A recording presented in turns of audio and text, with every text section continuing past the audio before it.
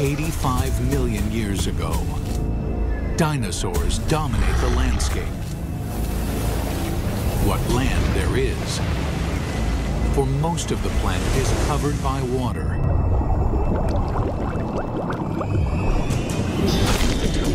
These vast oceans are a cauldron of violence, a world much more dangerous than the land above.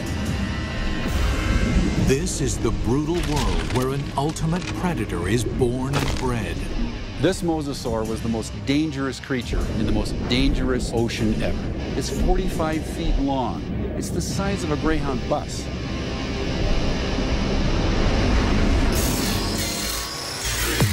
Now a monster is resurrected inside a laboratory, and its killing secrets revealed.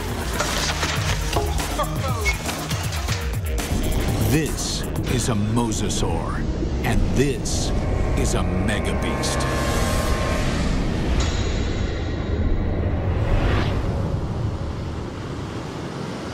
This is mosasaur country.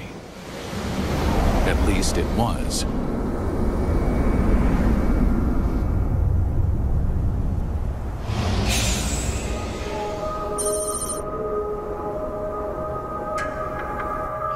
Where I'm standing would have been the bottom of the western interior sea about 85 million years ago. Mike Everhart is one of the world's leading experts on mosasaurs. The horizon would have been ocean for as far as you could see. The seaway stretched for hundreds of miles from where we're standing. At this time, the climate is warmer, so there are no polar ice caps. Sea levels rise until well over 80% of the planet is covered with ocean. The center of North America was covered with water from Nevada to Missouri, from the Gulf of Mexico on up past the Arctic Circle. The floor of this ocean, known today as the Kansas Chalk, was created by billions and billions of nanofossils, the shells of tiny plankton that drifted down and were deposited on the seabed. What we're looking at here is literally hundreds of thousands of years of deposition on the sea bottom of the western interior sea. What we see back here is roughly an inch per 700 years to build up that much chalk. So there's untold billions of these animals there. And entombed in this chalk are giant fossils of mosasaur. In the late 1830s, the bones of the beast are first uncovered in North America. This is where the mystery of the mosasaur begins, because nobody can say just what this creature is.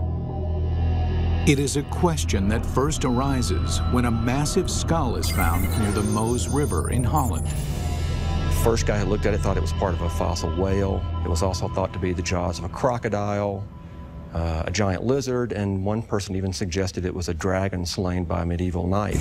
A French paleontologist described it as a mosasaur, meaning Meuse River reptile. Eventually, the American bones are matched up with the earlier fossil find in Europe and correctly identified as a mosasaur. Over the next 80 years, as scientists begin the serious hunt for dinosaur fossils, a pattern emerges. In every corner of the globe, they find mosasaur bones. This points to one conclusion. No other predator has ever dominated the planet like the mosasaur. This guy weighed 8 tons. It could easily swallow a full-grown human male whole, just like a tater tot. Scientists investigating mosasaurs realized that nothing on Earth could have stopped them. It took a cosmic catastrophe to end their reign.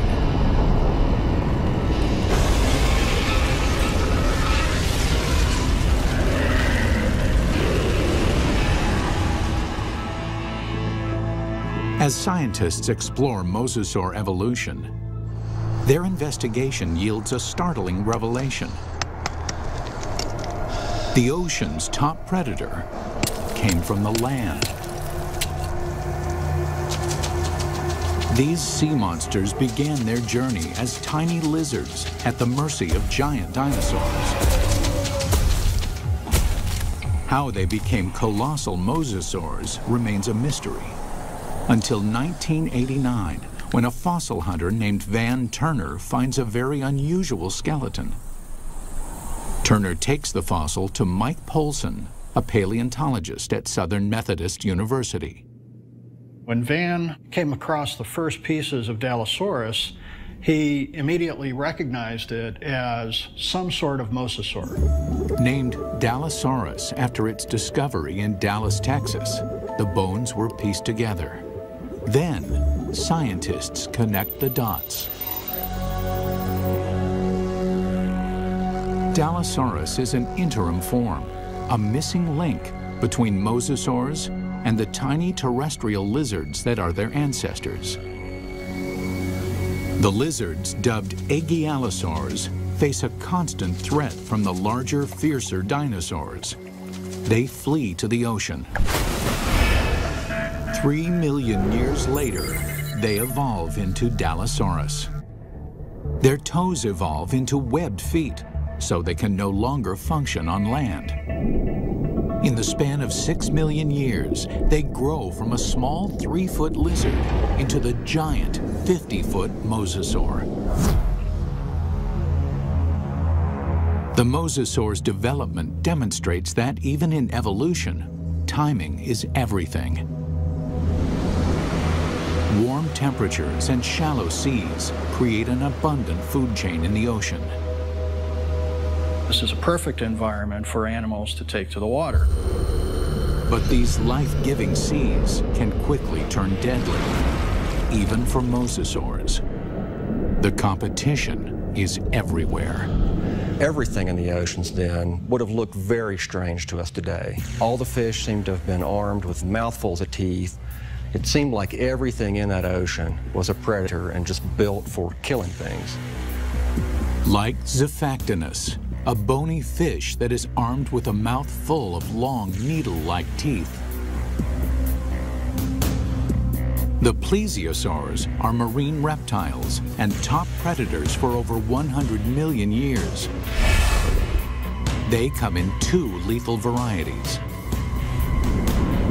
One deals death through speed and agility. The other is a behemoth, so mammoth, nothing dares challenge it. And of course, there are the sharks. These predators were around 100 million years before dinosaurs had ever roamed the earth. This is a tooth from a large shark that lived during this time, during the age of mosasaurs swam in this ocean. It's from a shark called Cretoxorana mantelli, the Ginsu shark. And I called it that specifically because it's sliced and diced. The Ginsu is a giant shark. Reaching a length of 25 feet, it dwarfs any modern great white. This shark was literally able to bite through bone. We know that because we find pieces of mosasaur that have literally been severed from the bodies, swallowed, partially digested, and then regurgitated again. To survive, mosasaur had to change its land-based behavior, tearing out a place for itself at the very top of the food chain. But what allowed this creature to evolve into such a relentless killer? It's all in the bite. You'd probably be in shock after a bite like this.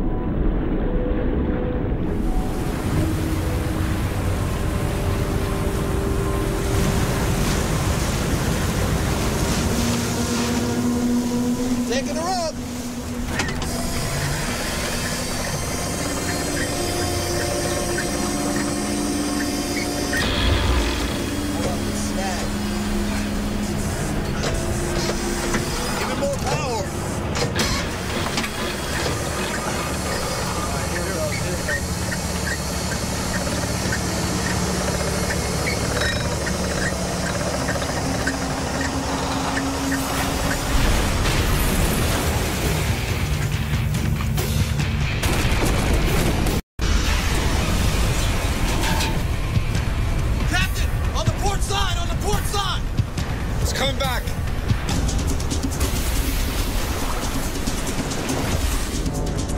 We humans got lucky. We managed to miss out on the Mosasaur.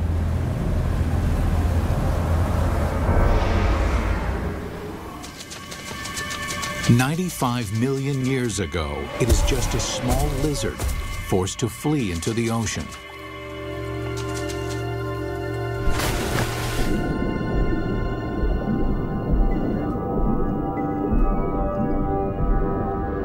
Within 6 million years, it grows into one of the most successful predators of all time. But what made the Mosasaur such a monster killer? Millions of years of evolution created a perfect formula for the perfect killer. This is how you make an apex predator. First and foremost, breathing. Like whales, mosasaurs can spend long hours submerged in the sea, but they still have to come up for air. And then there's food. Fish are nutritious, but they're fast and slippery. To catch them, mosasaurs must develop the skills of an efficient hunter. Another part of the formula, hearing.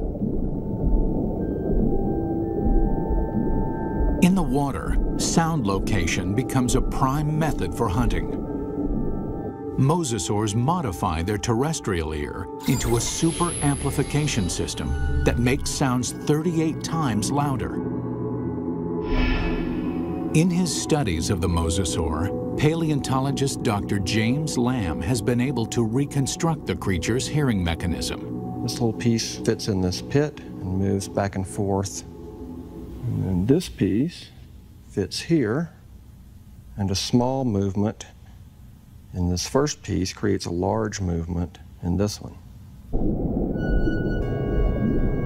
So it's a system that's finely tuned for conducting sound through water.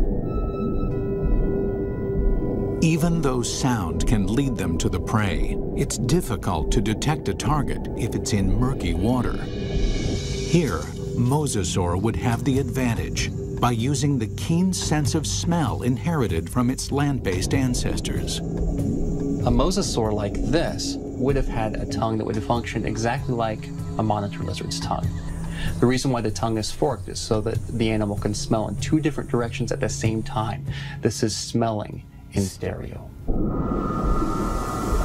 One more addition to our killing formula. Sonar. The last piece in the puzzle is this set of nerves that run down the side of the upper jaw and especially are concentrated here in the snout. And it's a system for detecting the pressure wave given off by the prey. Mosasaur uses this pressure wave sonar to hunt, much like modern killer whales use echolocation. All these adaptations mean Mosasaur has a good chance of locating dinner, but they still have to catch it. And chasing down fast, elusive prey requires jet-like speed. So how does an 8-ton, 50-foot monster propel itself? This alligator has another piece of our formula, a massive tail. Along with crocodiles, gators have a long, flattened tail shape similar to mosasaurs.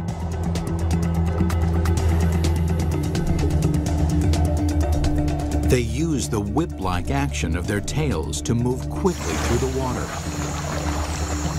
One of the things you notice, first off, when you look at a mosasaur, is fully half the length is the tail. Mosasaurs retain their terrestrial lizard shape, except for the tail, which evolves from a round snake-like shape into a wide, flat paddle. If you look at the vertebra on the tail, they have expanded bony struts top and bottom for the swimming organ that helps them swim. Using modern gators and crocs as a comparison, scientists estimate a mosasaur can reach a top speed of 30 miles an hour. Its whip-like tail is good for quick acceleration, but not sustained high-speed chases. Fish are built to swim fast and far. Mosasaurs won't win a marathon, so they have to strike quickly.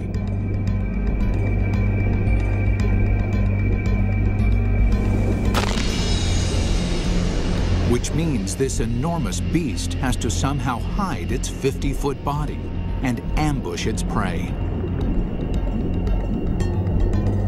Imagine that this animal is sitting on the bottom, takes a deep breath, it just waits there for something to swim by, close enough that it can get that sustained burst of speed to go out and catch it. Speed and surprise are two critical elements. But mosasaurs also need agility. That's where the paddles come in. They propel themselves with the tail, they steer with the paddles. These paddles are short and strong, allowing this long lizard to corner on a dime. Like flaps on an airplane wing, the paddles create drag, which makes them turn.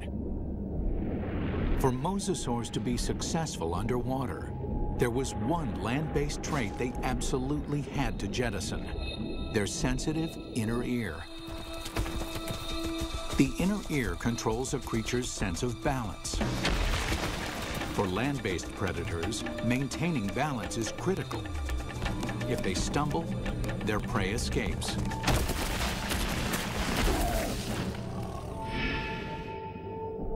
But in water, animals move in every direction, like a gyroscope. An animal with a sensitive inner ear can quickly become dizzy and disoriented. Over the millennia, the mosasaur's inner ear begins to dial down the sensitivity, allowing them to quickly twist and spin with no sickening side effects.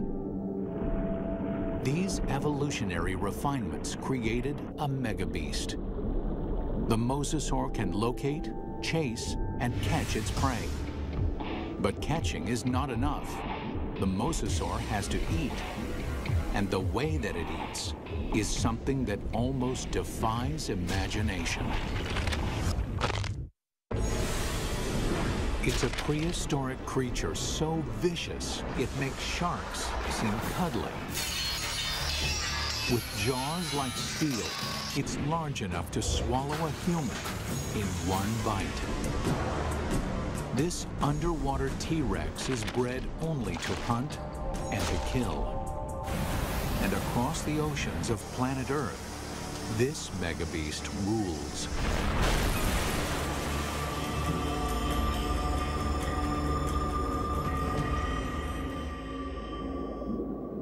But 95 million years ago, mosasaurs had some serious competition from a familiar denizen of the deep, the shark. Prehistoric sharks, like their modern cousins, are vicious and durable, traveling vast distances, ripping apart any creature that gets in their way. Sharks had been around for over 250 million years when mosasaurs evolved onto the scene. At that time, the largest, fiercest shark in the water was the giant Ginsu shark. The Ginsu would have, of course, looked very much like a modern great white, a very big, heavy-bodied shark. At a length of 25 feet, the aptly named Ginsus are over 10 feet longer than a typical great white. With mosasaurs and Ginsus hunting in the same waters, one thing is certain: there will be blood. There was quite a competitive relationship going on when the big sharks and the mosasaurs were running into each other frequently. And at least at first, the mosasaurs were losing a lot. There's definite evidence that sharks attack mosasaurs. You can see right here that there are clear bite marks from the arc of the mouth of a shark that was attacking. These big sharks carved up a lot of mosasaurs. So we find shed teeth, we find bones that are severed during this time.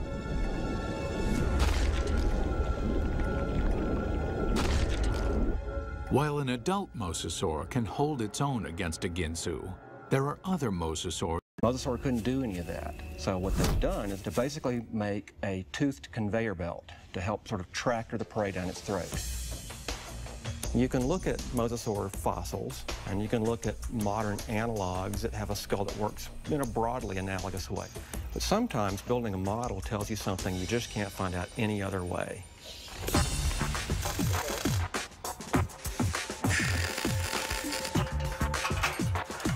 Dr. Lamb works with Real Effects in North Hollywood, California, to build a life-size mosasaur skull, complete with a set of death-dealing jaws.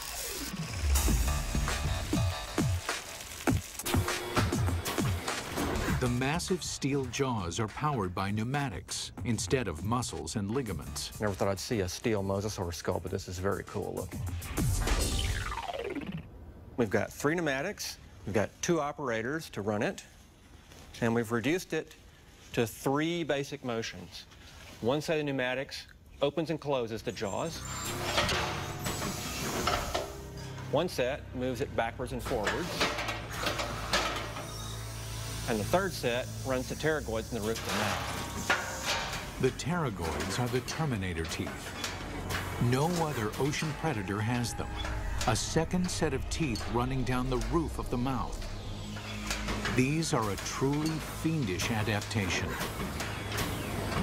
They actually work independently to move the prey backwards in the throat, and also to hold it still, to pin it down as it opens its mouth for the next bite. Now we see how these jaws worked in deadly concert.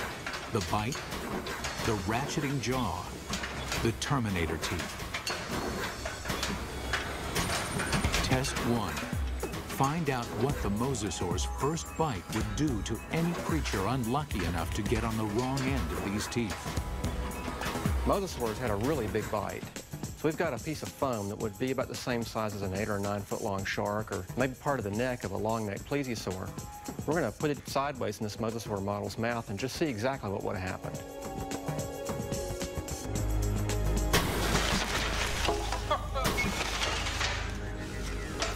Well, that's going to leave a mark, isn't it? That's a broken neck. I'm pretty convinced that this thing would have probably killed something with the first bite. First time it bit down and ratcheted back like that, the thing's neck is broken.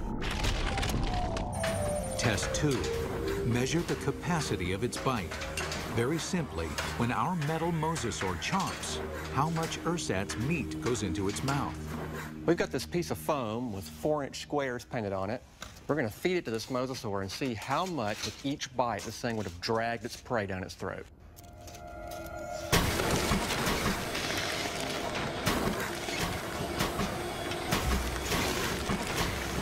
In one bite, our mosasaur easily consumes 4 feet of flesh. That means this mosasaur could eat a 20-foot animal in 5 bites. Or an adult human in a single gulp. It's not just the size of the bite. Inside the mouth, the teeth are virtual meat hooks. Dr. Lamb demonstrates with a hunk of ballistics gel, which is similar in consistency to human flesh. If you put a piece of meat in the mouth, it can't move out because the tips of the teeth grab it like a fish hook. So we're just going to see if we can put this up here on these teeth. You can't come out this way because you're caught on these teeth. The only way you can really go is further into the mouth, which is really not the direction you want to be going. And let's just see what happens here.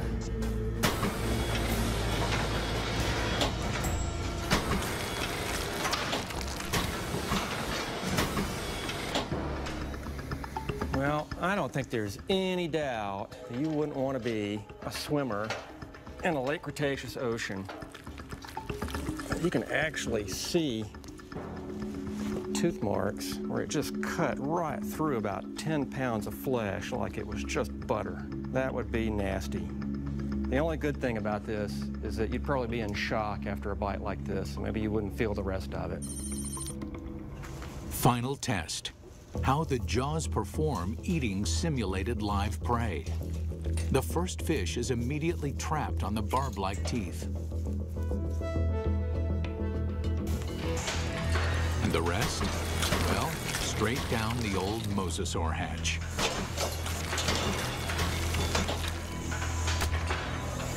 In 20 seconds, our captive mosasaur can eat 500 pounds of fish.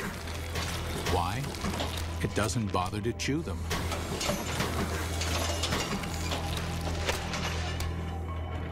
There's a rapidly vanishing cloud of red and a few scales, and that's all that's left of it.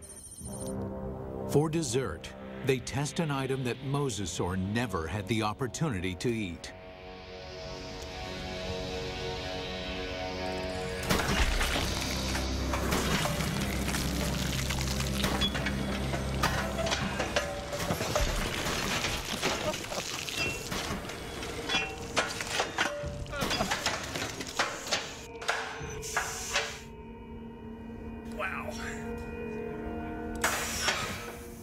Well, I'm not sure what we learned by that, but that was quite satisfying. It's abundantly clear why mosasaur is the ultimate success story of evolution, growing from a 3-foot lizard into an alpha predator. Although this megabeast drove all its enemies into extinction, fossil evidence suggests another enemy took their place. And this enemy is something the mosasaur has never seen before.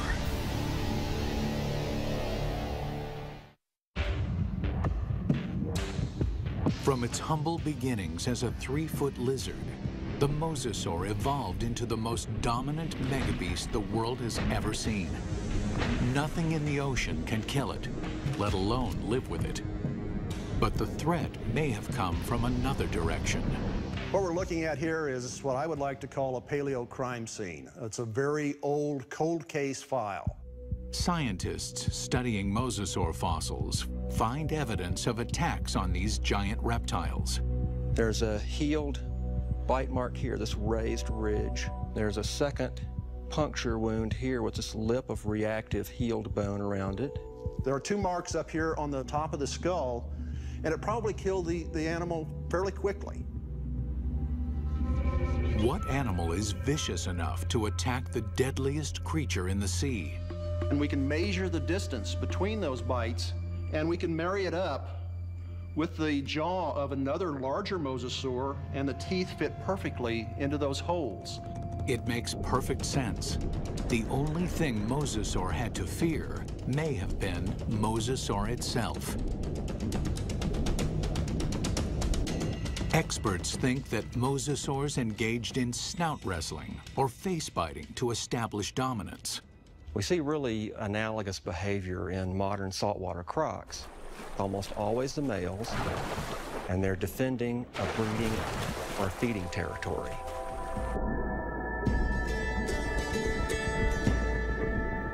A mosasaur battle unfolds like a bizarre undersea ballet.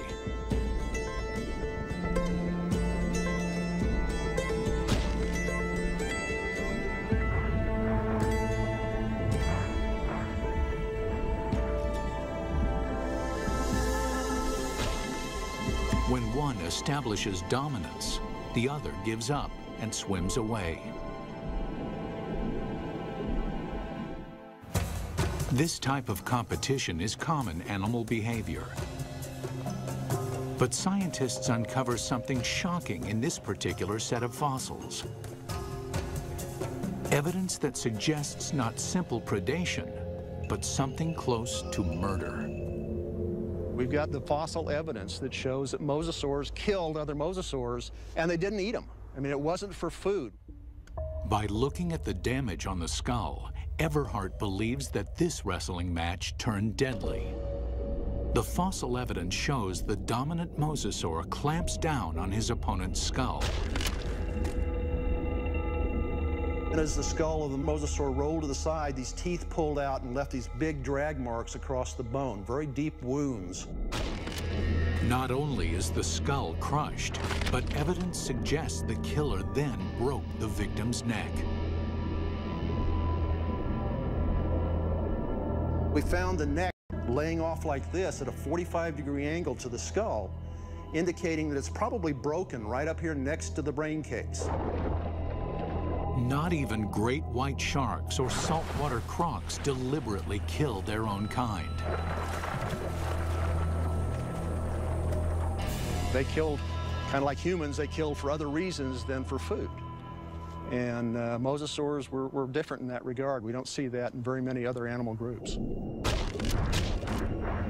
Still, scientists believe this gladiator-like behavior would not have caused the mosasaur to go extinct. In point of fact, they seem to thrive on violence. 70 million years ago, with no other competition in sight, mosasaurs continued to evolve, becoming even more diverse. There's well over 50 species of mosasaurs. They began moving from the ocean into freshwater, seeking prey in swamps, estuaries, and rivers. Nothing on Earth could have stopped these megabeasts. Nothing on Earth, that is. It took a 6-mile-wide chunk of rock that slammed into the Earth 65 million years ago to end the reign of the mosasaur. We're talking about something that released as much energy as every nuclear weapon on the planet, times 1,000, set off all at once. The magnitude of this blast causes a shockwave of earthquakes and volcanoes. Mega tsunamis race across the oceans. A cloud of superheated dust and molten rain fills the atmosphere, blocking out almost all of the sunlight. This devastates the food chain. 75% of the species on Earth are wiped out. With its food supply drastically reduced, the mosasaur is doomed. This cataclysmic event paved the way for the development of mammals and eventually humans. But what if the comet had missed? If mosasaurs had been allowed to thrive, how different would our world be? We wouldn't have any whales, or dolphins, or porpoises, or seals, or sea lions. The oceans and all its fish would belong to the mosasaurs. Bring her down. Fishermen would find very little to catch, if indeed there were humans on the planet at all. These would be very ferocious, very hungry, active marine animals that you wouldn't want to share your ocean with. It's fascinating and frightening to contemplate what might have been had these megabeasts survived.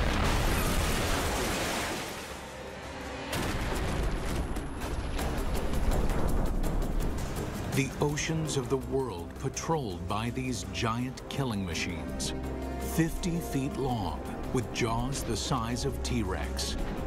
Always hungry, always waiting, just offshore.